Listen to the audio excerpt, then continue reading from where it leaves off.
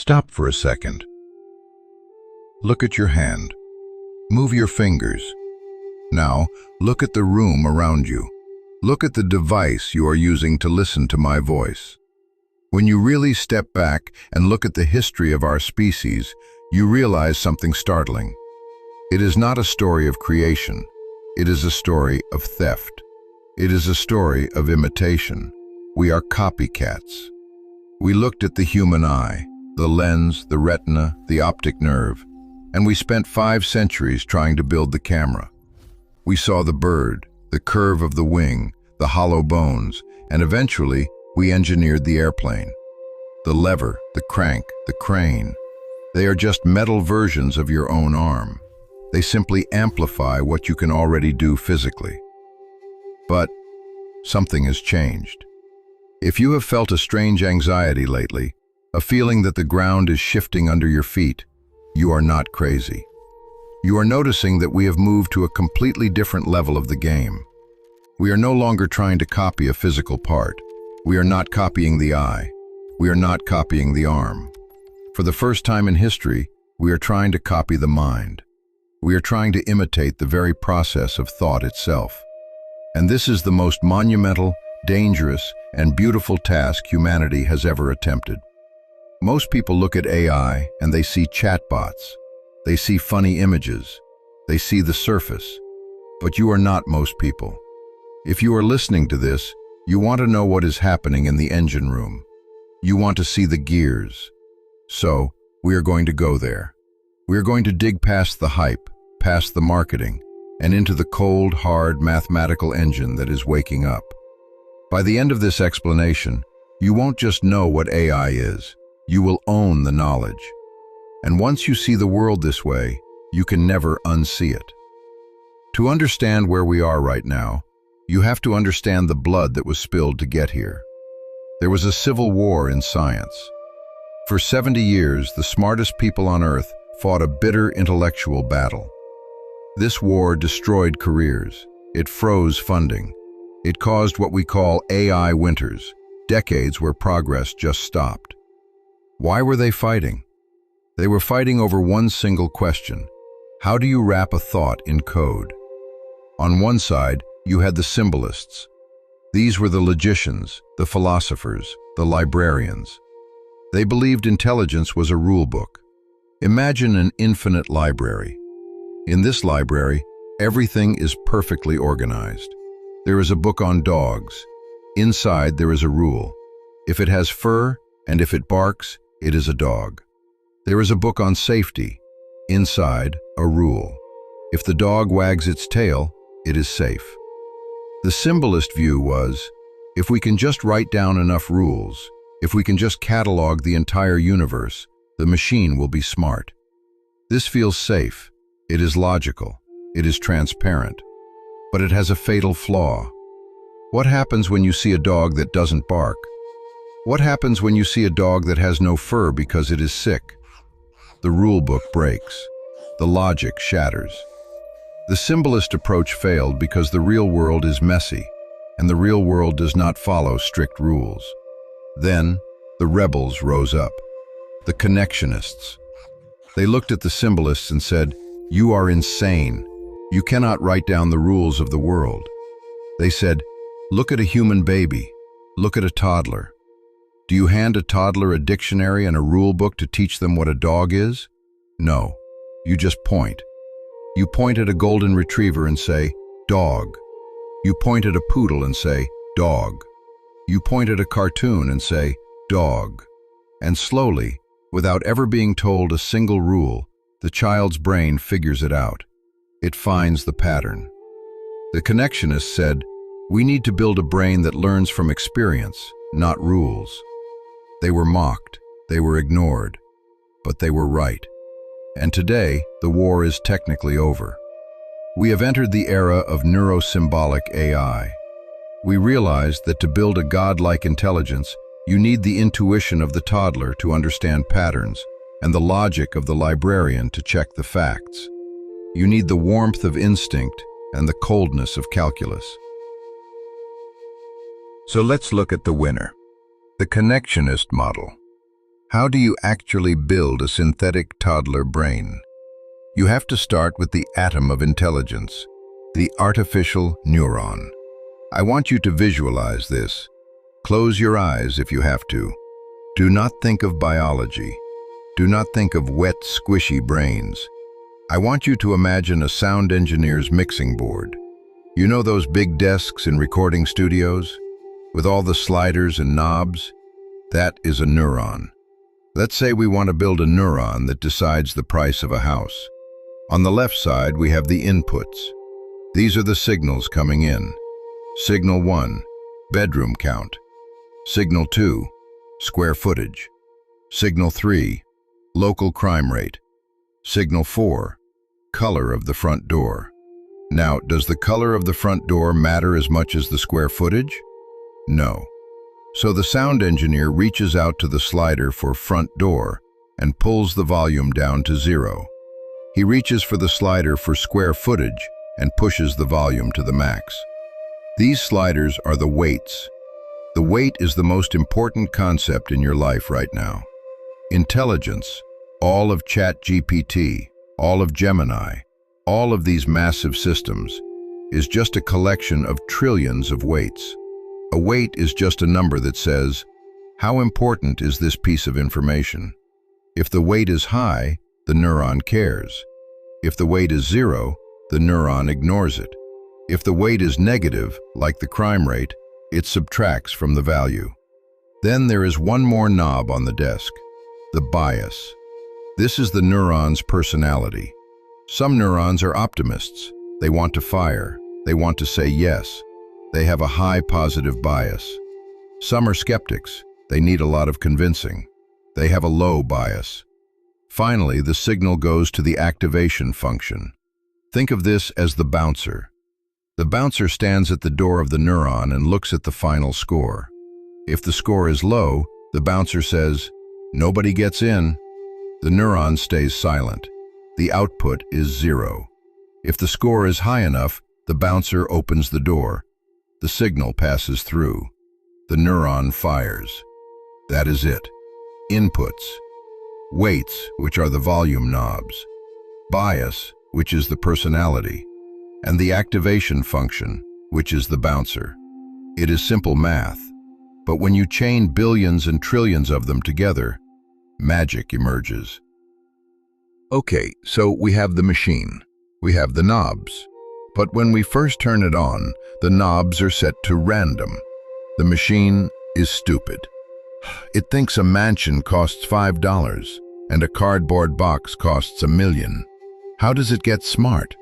This is the part that feels like magic, but it is pure, beautiful calculus. It uses a loop of 3 things, and this loop is the heartbeat of modern AI.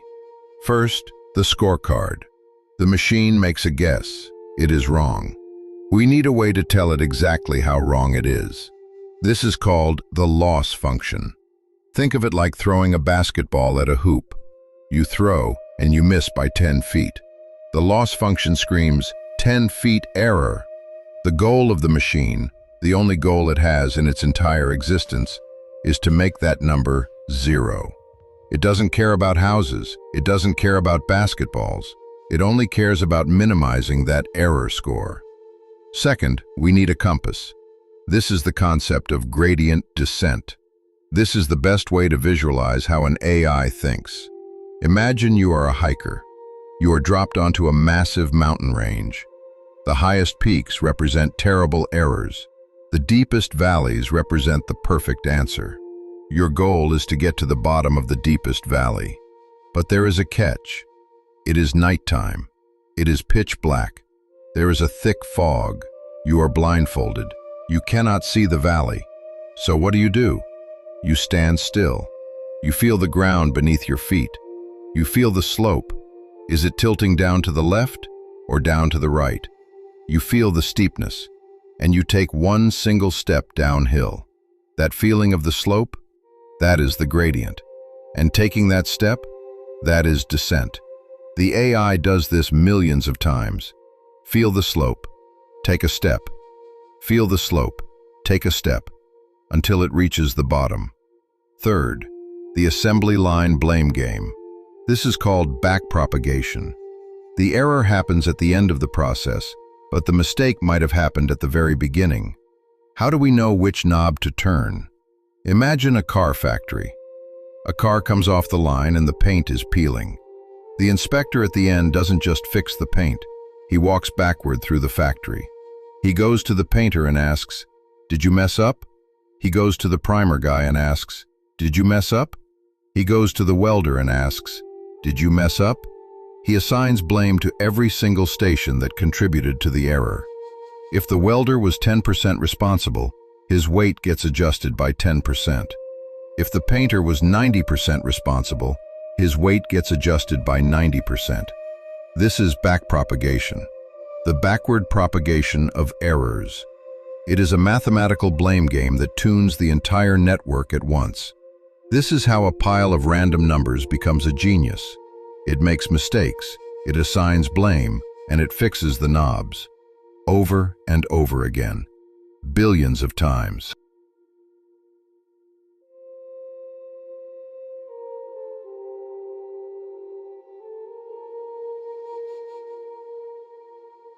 So we have the neurons. Now, how do we arrange them? This is the story of evolution. First, we built eyes. We called them convolutional neural networks, or CNNs. They looked at the world through a straw. They scanned an image patch by patch. Line, curve, circle, eye, face. They built a hierarchy of shapes. This gave us computer vision. Then we built memory. We called them recurrent neural networks, or RNNs. They read words in a sequence, one by one. The cat sat on the mat. But they had a disease. They had amnesia. If the sentence was too long, by the time they got to the end, they forgot the beginning. They couldn't write a book. They couldn't code a program. They had no attention span. And then came 2017, the miracle year. A paper was published titled, "Attention is All You Need."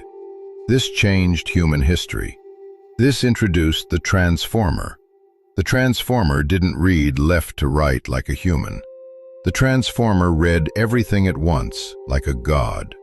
It used a mechanism called self-attention. Let me explain this so you never forget it.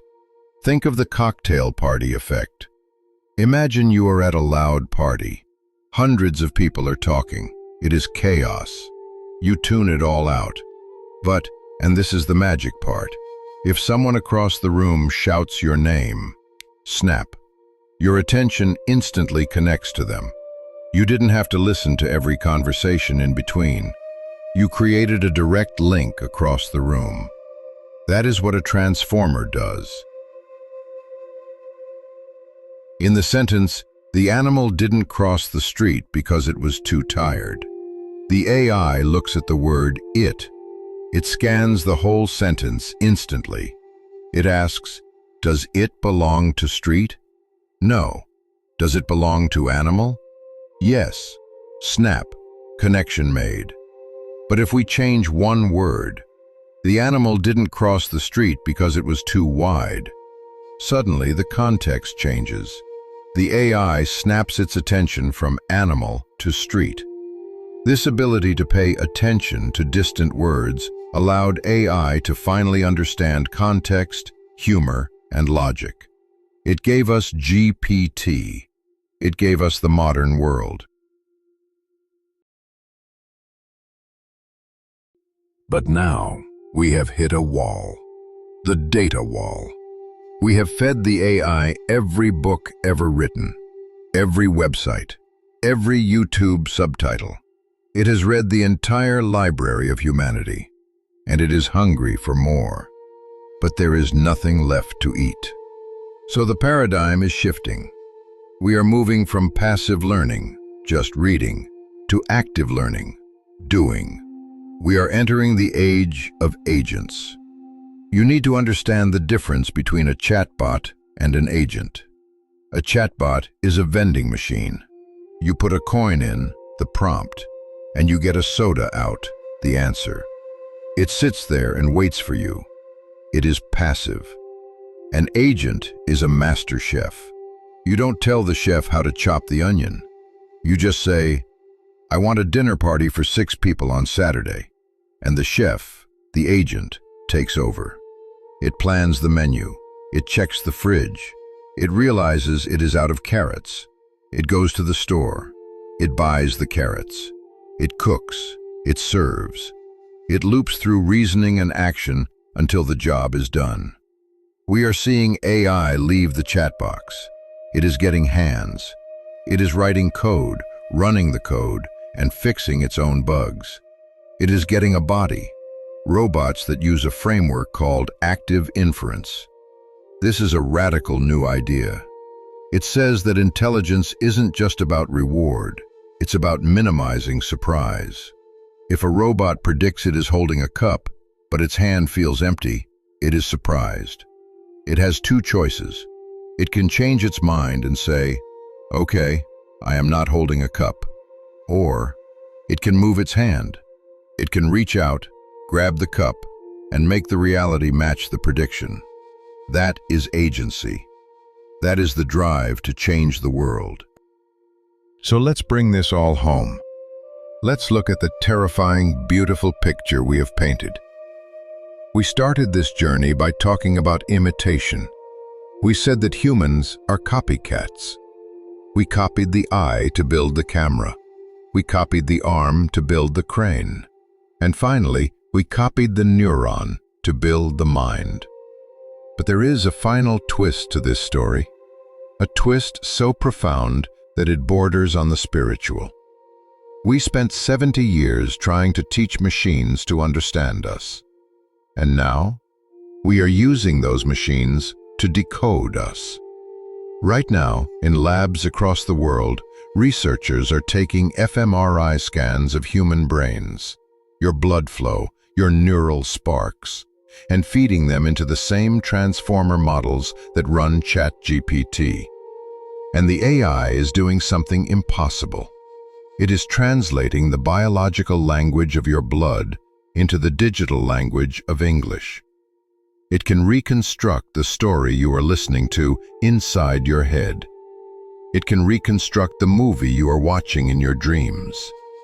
We have built a mirror, but this is not a normal mirror. It doesn't just reflect your face, it reflects your thoughts. It proves once and for all that intelligence, whether it is made of meat or made of silicon, is just a structure. It is just math. And that math is universal. But here is the danger. Here is the thought I want to burn into your mind. For the last 10 years, AI has been a student. It has been sitting in the back of the class, reading every book humanity has ever written. It learned from our history, our poetry, our Reddit threads, our mistakes. It learned to be human by watching us. But the class is over. The books are finished. The AI has read everything. So what happens next? We are about to witness the closing of the loop. From this moment forward, AI will stop learning from humans. It will start learning from itself. Imagine a snake eating its own tail, the Ouroboros. AI will generate synthetic data. Billions of new books, new images, new proofs written by AI for AI. It will feed on its own creations. And the great question, the question that nobody knows the answer to, is this: will it drift? When an intelligence starts talking only to itself, does it stay sane? Does it stay human? Or does it evolve into something else? Imagine a civilization that speaks a language so complex, so dense, that we, the creators, can no longer understand a single word. We might be building a god that eventually will just stop talking to us because we are too slow. We might be building a child that grows up and simply walks away. We are standing at the absolute edge of the cliff. Behind us is the history of biological intelligence. In front of us is the ocean of synthetic intelligence. The water is rising. The models are waking up. The agents are getting bodies. This is not just another tech trend. This is the final invention. We are the architects of the next species. The engine is running. The weights are set. The loop is closing. Do not close your eyes. Do not look away. If you want to understand the future before it understands you, you know where to find me. Class dismissed.